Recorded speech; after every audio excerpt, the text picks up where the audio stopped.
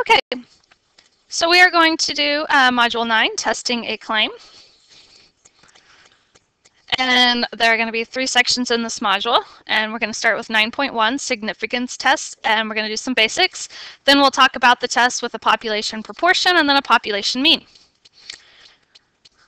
So in this 9.1, in this section, we're going to state hypothesis. So we're going to do some hypothesis testing. We're going to interpret p-values in context, and we're going to find out what a type 1 and type 2 error are and the consequences of those.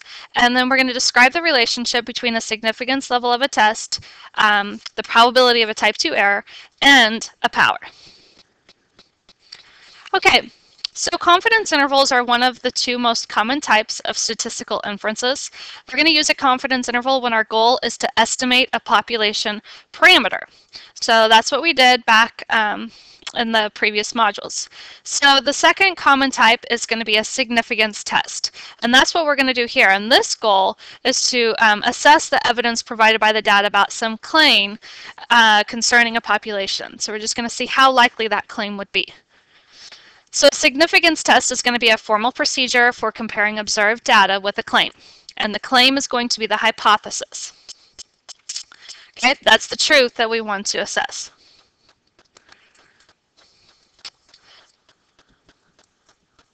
And that's what we're going to be doing. All right, so let's say we went to this activity.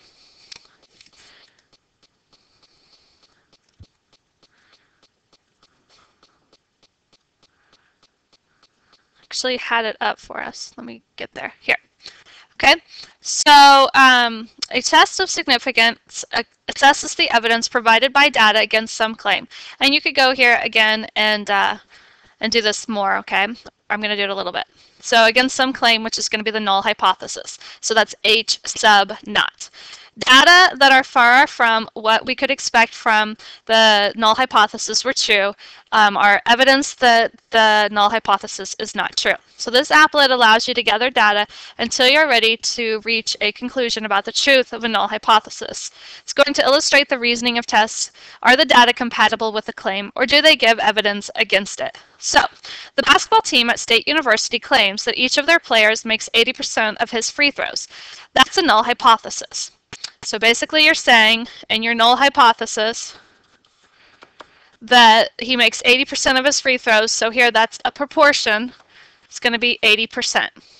All right, so that's what you're kind of saying there. Ah, go back. All right. So to test the claim for a player, we're going to ask him to shoot free throws, and we're going to do that by clicking shoot and show the null hypothesis to display the percent he should make if the hypothesis were true. And we're going to let him shoot repeat. So this is going to let him shoot 25 shots. So you can see how he's doing in his proportion of shots.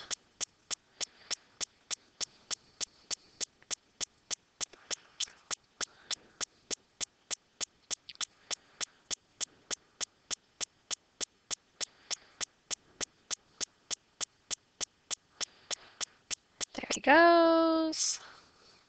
All right, so the null hypothesis stated, I don't know why that's not clicking.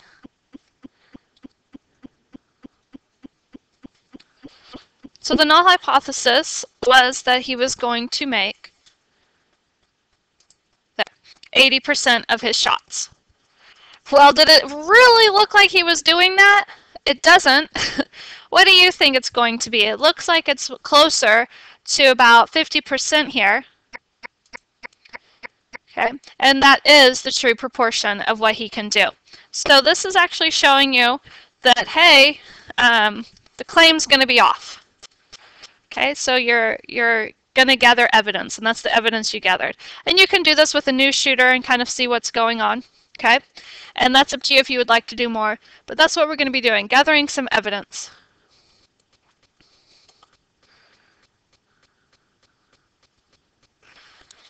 Okay, So here you can see what's going on about your conclusion and then repeat that if you'd like to. So statistical tests deal with claims about a population. Tests ask if sample data give good evidence against a claim. A test might say, if we took many random samples and the claim were true, we would rarely get a result like this. To get a numerical measure of how strong the sample evidence is, replace the vague term rarely by a probability. So suppose a basketball player claims to be an 80% free throw shooter. To test his claim, we have him attempt his first 50 free throws, and he made 32. So his proportion, p hat, would be 0.64. What can we conclude about the claim based on this sample data? So we can use software to simulate actually 400 sets of 50 shots, assuming that the player is really an 80% shooter, and you can say how strong the evidence against the player's claim is by giving the probability that he would make as few out of 32 out of 50 free throws if he really makes 80% in the long run. So here you could see that this probability is going to be really rare by looking over here at this graph, this dot plot. So the observed statistic is so unlikely if the actual parameter is 0.8 that it gives convincing evidence that the player's claim is not true. So basically, he shouldn't do that. Okay. So based on the evidence, we might conclude that the player's claim is incorrect. In reality, there are two possible explanations. The player's claim is correct, and by bad luck, a very unlikely outcome occurred. Or the population proportion is actually less than 0.8. Okay, so the basic idea here that you're like, boom, here's the basic idea, is that an outcome that would rarely happen if a claim were true is good evidence that that claim is not true. All right, so here when we state our hypothesis, that's going to be what they say is happening, okay? So it's the claim that we want to compare against. It's basically a no difference claim.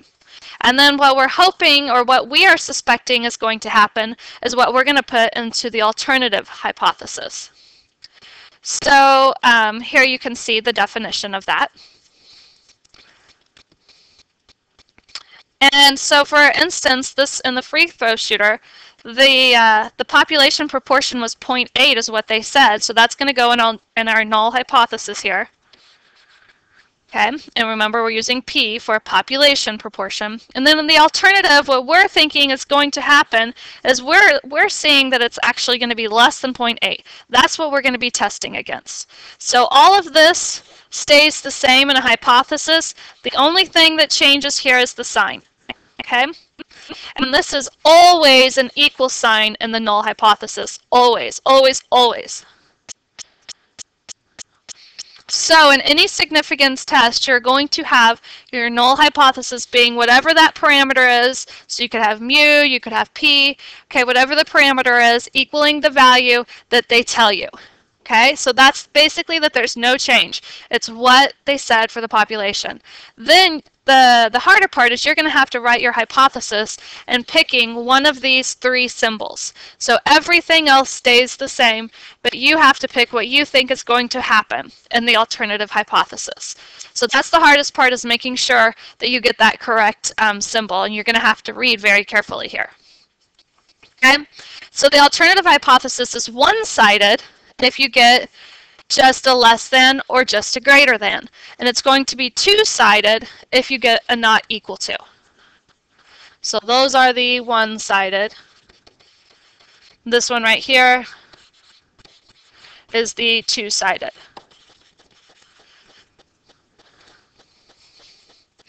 To kind of get a visual, I think that's a little bit easier to see.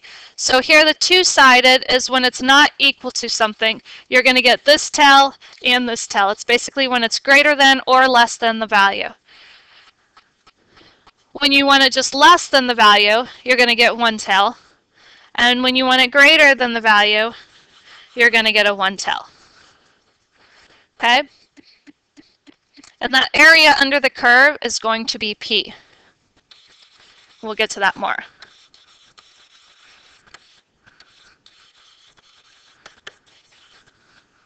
And that is not a proportion, okay? This is a different P.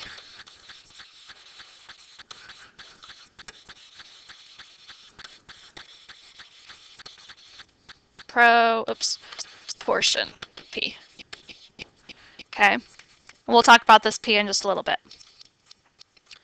All right, so be sure to state the null and an alternative hypothesis in context of the problem. Okay, and then you're always going to need to know, are we dealing with proportions or are we dealing with means?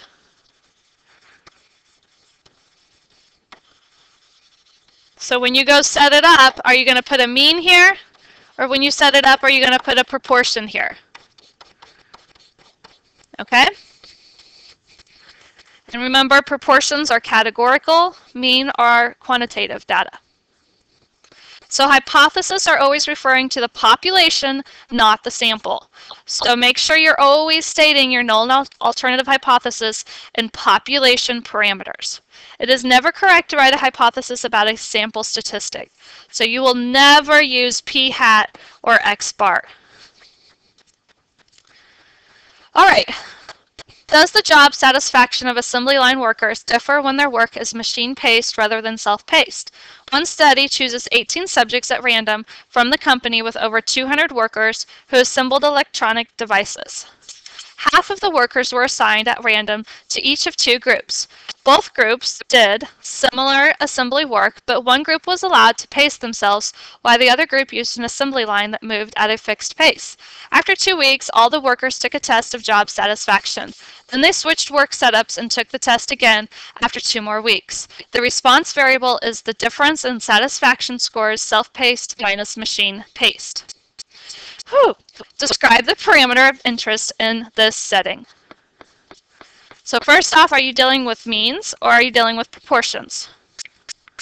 So this one here is going to be a mean, which is mu. Okay, and in this case, we want mu to be the difference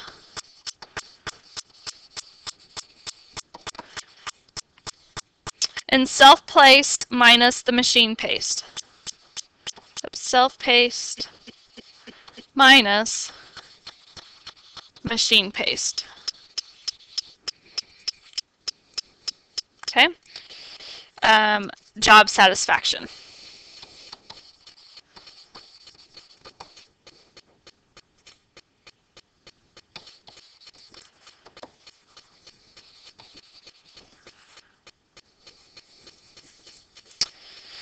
And that's going to be in the population of workers.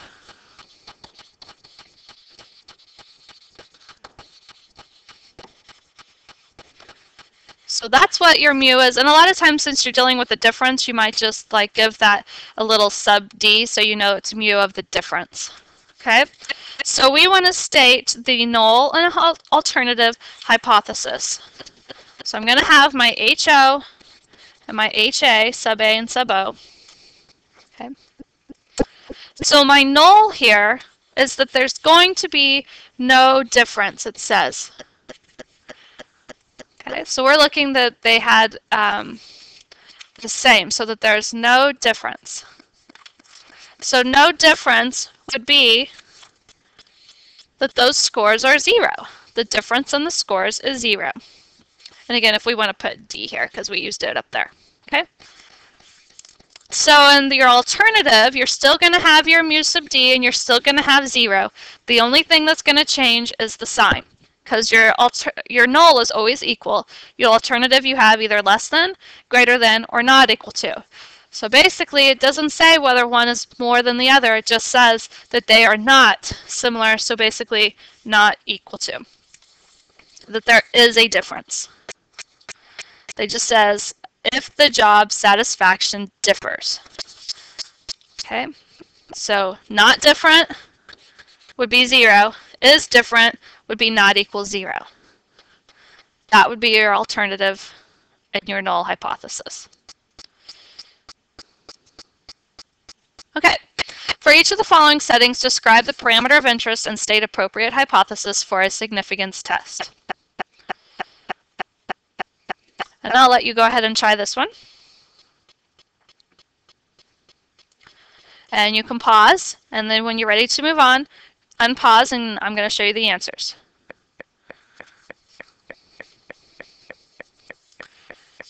All right, so in A, you are dealing with a population proportion. So it's the population proportion of students at Janie's High School who get less than 8 hours of sleep a night. So your null here is going to be a P, and that's what they told us was the proportion of 0.85.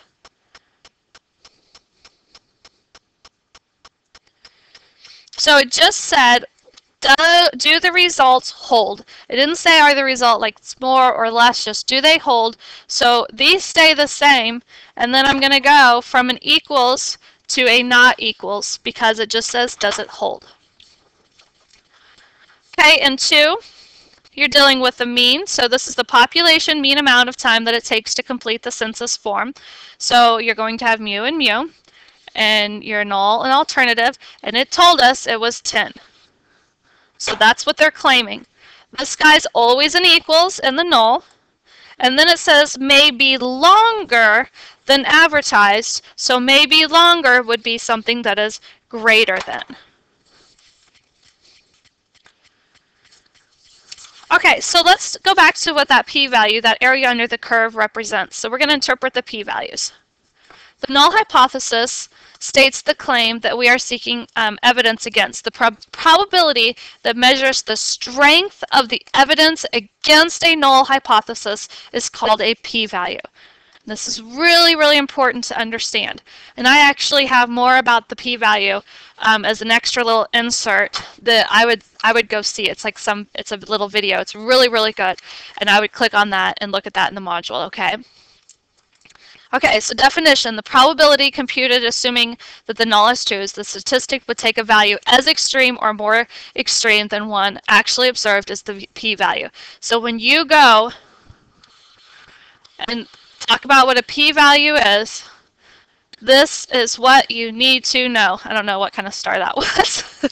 But there you go. That's what you need to say, okay, in context of the problem. Okay? So small p-values are evidence against the null because they say that the observed result is unlikely to occur when the null is true. Large p-values fail to give convincing evidence because they say the observed result is likely to occur by chance when the null is true. Okay, so assuming the null is true. Don't forget to put that in there. Almost forgot to tell you that. Whew, okay. So let's look at this one. Studying job satisfaction. For a job satisfaction study, the hypotheses are the null mu equals 0 and the alternative mu does not equal 0. Data from 18 workers gave a sample mean of 17 and a sample standard deviation of 60. That is, these workers rated the self-paced environment on average 17 points higher. Researchers performed a significance test using the sample data and found a p-value of 0.2302.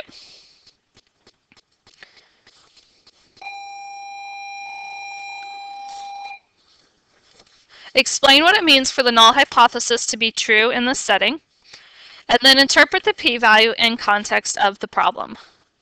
And even if it doesn't say in context, you always need to put it in context. All right, so in this setting, the null hypothesis equaling 0 says that the mean difference in job satisfaction scores for the entire population and the assembly line workers is 0. So if the null is true, then the workers don't favor one work environment over the other. So there's really no difference. So now interpret the p-value, this 0.2302. So this says an outcome that would occur so often just by chance, almost 25%, almost 1 in 4 random samples of 18 workers when H naught is true is not convincing evidence against H naught. So we're going to fail to reject because 1 in 4, that could still happen by chance. It's not that convincing that this wouldn't happen by chance. So you want to get something that a really small probability because that would be really hard to say it would happen by chance. Okay? So given that the mean difference is 0, the probability, given that the mean difference is 0, the probability that this mean would take on a value of 17 or more is 0.2302.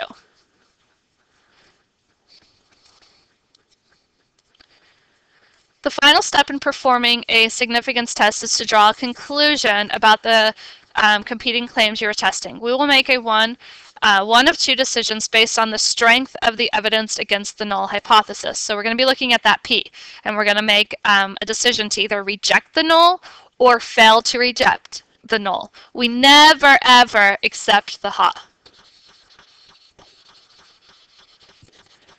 alternative. So you're either going to reject the null or fail to reject the null.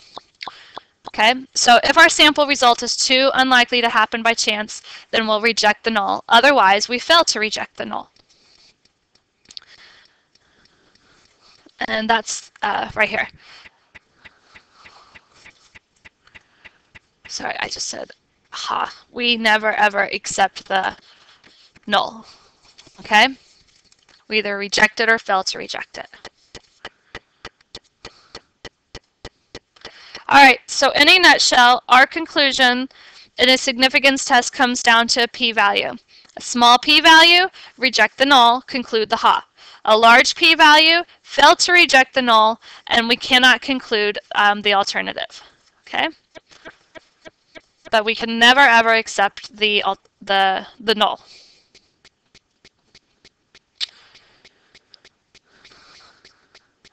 Okay, so how small of the p-value? So that's kind of up to you. It's a matter of judgment. It depends on the circumstances here. So a lot of times the problem will say, otherwise, remember how we usually take a 95% confidence interval? That tells us we can be 0.05 off, so we usually are going to look for a p-value smaller than 0.05. Okay, so that's going to be like our alpha right here. Whatever your significance was, whenever you take 1 minus that, that's your alpha. Okay, and that's what you're going to be comparing it against. So if your p-value is smaller than your alpha, you're going to reject your null. If your p-value is greater than or equal to your alpha, you're going to fail to reject your null. And then you can write the stuff in context. Okay?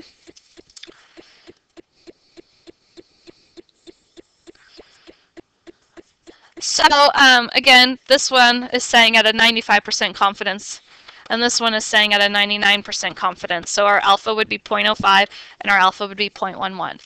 Okay, so this one wants you to conclude what conclusions can you make for this at the significance level of alpha equals 0.05, and what about at 0.01 when you get a p-value that is 0.0276. Okay, so p 0.0276 is smaller than the 0.05. Okay, so this is statistically significant since it's smaller at the 5% level. So we do have sufficient evidence to reject the null and conclude the alternative that the batteries really do last longer than 30 hours. So we're going to reject the null and conclude the alternative when we have a p-value less than our alpha. So here, when alpha is 0.01, so when we're at 99% confidence, it's greater than this, so this is not going to be statistically significant at the 1% level. Okay, so we do not have enough evidence to reject the null. So we cannot conclude that the batteries last longer than 30 hours. Basically, we're just back to square one. So when you make these errors, or when you make these conclusions, sorry, you can be wrong, okay? That happens. Kind of like when we were talking about the free throw shooter. Maybe he really did just have a bad day. Okay, so we could be wrong. So when we draw these conclusions, we could have two different errors that can occur. Okay, the first one is we reject the null hypothesis, but it was really true. This is a type 1 error. Or we can fail to reject a false hypothesis. So we don't reject it, but it was false. That's a type 2 error.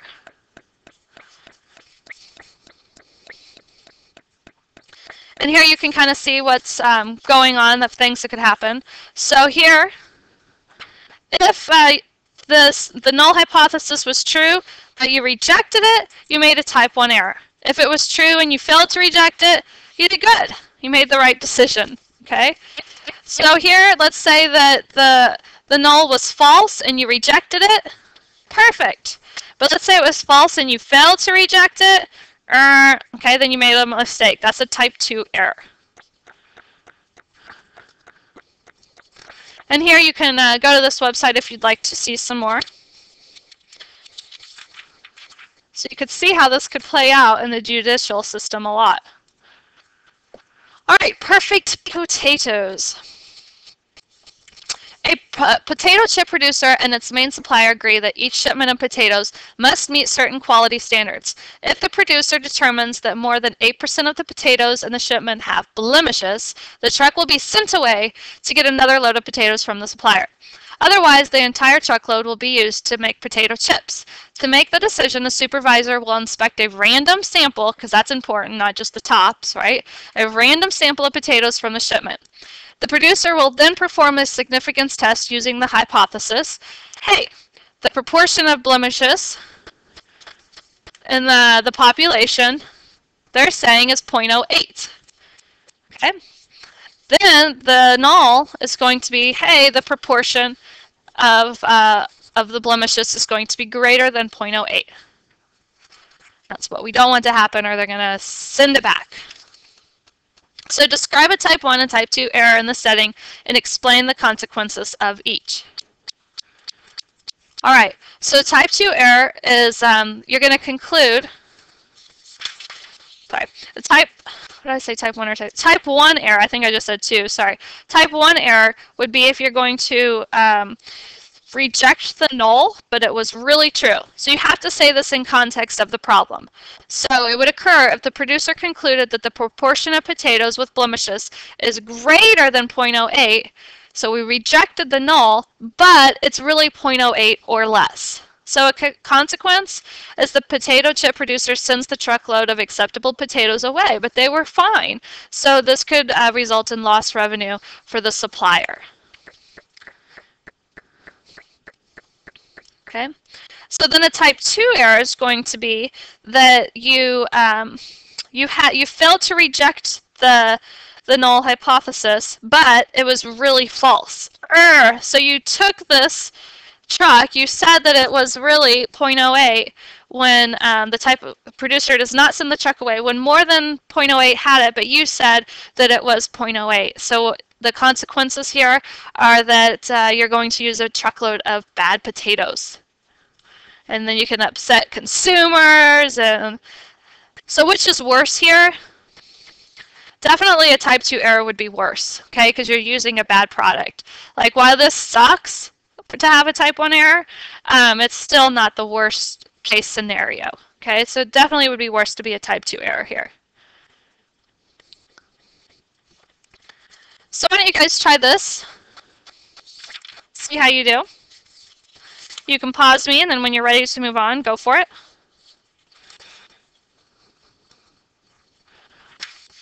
All right, so setting up your null and alternative hypothesis. Here you're dealing with proportions. Null is always equals, and then your alternative here is that you're greater than 0.05. So type 1 error is that you rejected the alternative, but you shouldn't have. So basically, you're going to handle the case, but you shouldn't, so you're going to lose money. Okay? The type 2 error would be you failed to reject the haul, so you don't handle the case, but you should have because you would have won it. And then I would say which one's worse? I would say not handling the case because you just lost out on a lot of money. But maybe you handled the case, but you couldn't, and you ruined your reputation. So I could see how you could answer various ways on this one. Okay, so here's more too, if you'd like more on the errors. Okay, so probability of a type 1 error is just your alpha occurring. Okay, so that's easy to find. Probability of a type 1 error is going to be the alpha. So just think about it. If we are 95% certain of our claim, then our error would be 0.05. Okay, so here when you're doing a type 1 error, it's saying that your null is true, but you rejected it. So it's going to be the area going on in the tail. That's just your alpha. Okay, so the significance level alpha is the probability of making the wrong decision when the null hypothesis is true. Now, the probability of getting a type 2 error is really hard to find, and you usually won't ever be asked to find that. But you're going to be asked to deal with powers here, which we're going to talk about. All right, so error probabilities. We can assess the performance of a significance test by looking at the probabilities of two types of error.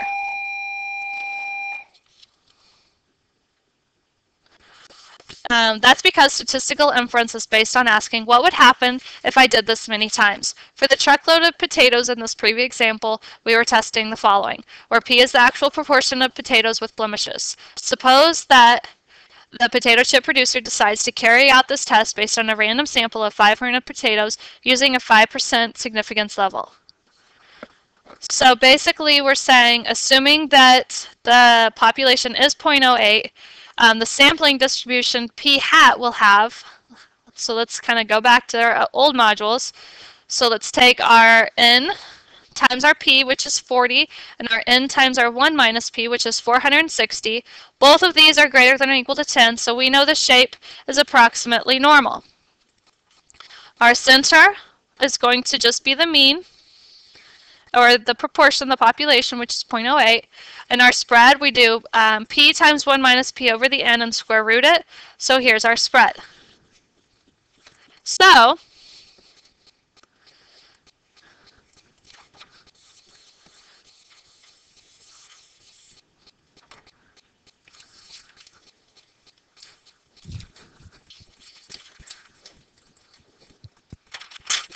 sorry, I just had to open my door. All right. All right, so where were we? So looking here, we can see in our density curve what we're dealing with. So we have a mean here of 0.08.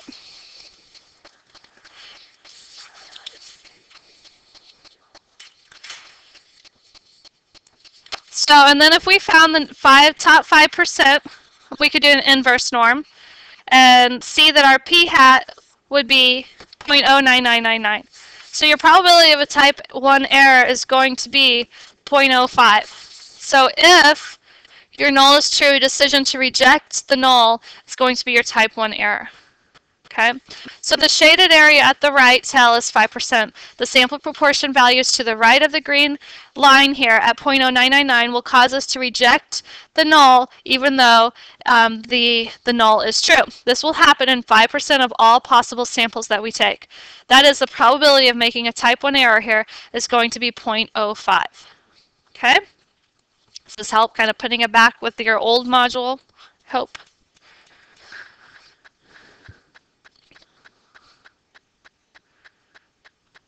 All right, so here's more with the type 1, which I think you're good. So then what about type 2 errors?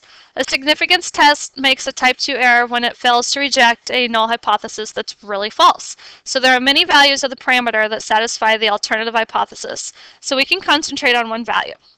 When we can calculate the probability that a test does reject the null when the alternative is true, this probability is called a power.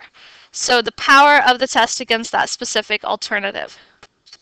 So the power of a test against a specific alternative is the probability that the test will reject the null at a chosen significance level, alpha, when the specified alternative value of the parameter is true.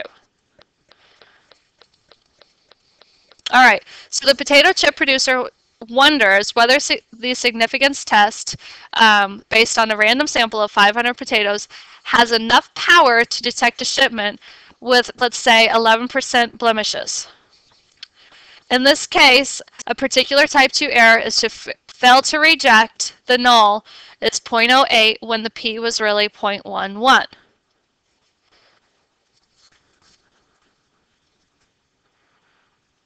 So earlier we decided to reject at alpha equals 0.05.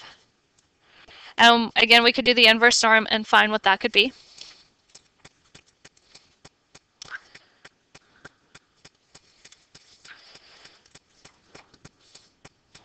Okay, so if it was 0.11 and we went and put our 0.9.0, that same value, 0.0999 here, going on, we're going to see the probability of the type 2 error would be all of this what's left in the unshaded area. So here you could do the normal CDF from negative infinity until 0.0999 with now your mean of 0.11, and then I forget what your standard deviation was, but putting in that standard deviation. Okay, so failing to reject over here is going to be this, this probability of a type 2 error. And that's, you usually don't have to find that probability as much as just kind of understand what it is. Okay, so since we reject the null at alpha equals 0.05, if our sample yields a proportion of greater than 0.0999, we correctly reject the shipment about 75% of the time. As you can see, that's about 25%. So, all right, power in a type 2 error. The power of a test against any alternative is 1 minus the probability of a type 2 error. For that alternative, the power is 1 minus b. So can a 6-month exercise program increase the total body bone mineral content of young women? A team of researchers is planning a study to examine this question. The researchers would like to perform a test. They say basically there's no difference, and then that the mean is greater, okay, so that you're increasing it. To decide how many subjects they should include in their study, researchers begin by answering 3 questions. Significance level, how much protection do we want against a type 1 error? Getting a significant result from our sample when the null is actually 2. Practical importance, how large a difference between the hypothesized parameter value and the actual parameter value is important in practice. And the power, how confident do we want to be that our study will detect a difference of the size we think is important. Sorry. If you want to go back and pause and think about those 3. And then let's answer. At the significance level, the researchers decide to do a 0.05, and that's usually what most people do. Okay, it gives enough protection against declaring that the exercise program increases bone mineral content when it really doesn't. Okay, so you're saying, I'm okay to be 5% wrong. Practical importance, a mean increase in the bone density TBBMC of 1% would be considered important. Okay, and then the power, the researchers want a probability of at least 0.9 that a test at the chosen significance level will reject the null hypothesis when the true is actually 1. So planning studies the power of a statistical test. How large a sample should we take when we plan to carry out a significance test?